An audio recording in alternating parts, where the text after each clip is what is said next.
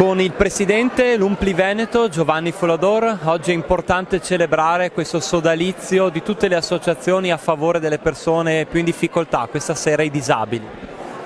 Sì, ed è veramente una bellissima cosa e la soddisfazione che ormai va avanti da quasi 20 anni ed è un'iniziativa che è nata dalle Pro Loco, in particolare dalle Pro Loco del quartiere del Piave, del consorzio, e che poi ha saputo coinvolgere anche tutte le altre associazioni della provincia di Treviso e quindi continua e si capisce che le Pro Loco sono vicine alla società, sono vicine al territorio, sono vicine alle persone, non sono solo sagre ma anche solidarietà, proprio perché sono le cose più importanti che abbiamo noi e alle quali ci teniamo maggiormente. Con il sindaco di Povegliano, Rino Manzani, insomma un orgoglio stasera vedere qui nel suo comune, con la Pro Loco di Sant'Andrea, tutta questa gente, tutti questi volontari.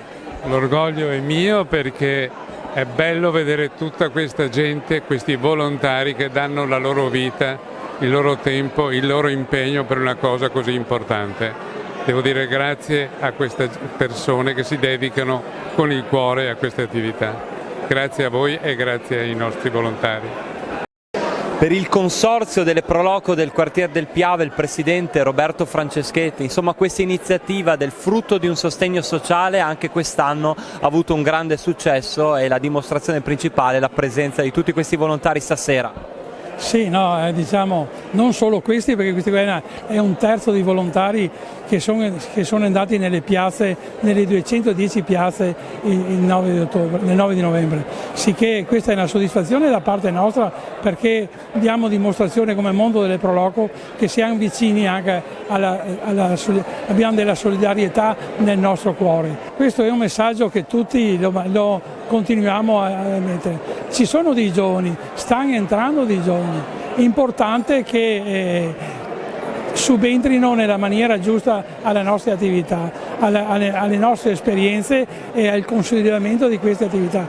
19 anni di questa attività è un segno della costanza e della capacità che il volontariato dimostra nel nostro territorio. Col dottor Marco Zabotti dell'Istituto Diocesano Beato Tognolo, insomma numeri importanti per questo frutto di un sostegno sociale, per questa edizione, ormai la numero 19, che è 10 novembre, insomma tanta solidarietà, l'Alta Marca Trevigiana ancora campione in questo. Sì, e soprattutto è riuscita a sensibilizzare l'intera Marca Trevigiana, è partita da un'idea fondativa, attraverso frutto di un sostegno sociale è arrivata a coinvolgere 208 piazze, sono state vendute oltre 7.000 cassette di mele, c'è stato un coinvolgimento di una serie di centinaia di volontari, c'è alla fine un risultato di oltre 92.000 euro, cioè come a dire 116 associazioni coinvolte.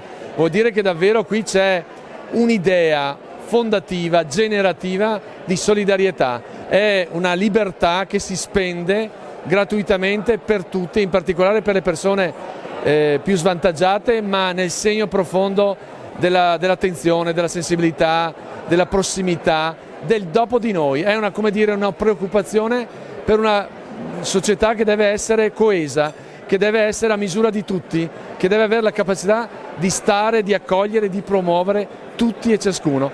È una bellissima esperienza profonda di valori, di senso e di straordinaria operatività. Dal Consorzio Pro Loco, ma da tutte le associazioni coinvolte, credo ci sia oggi un richiamo alla parte migliore di questo Paese.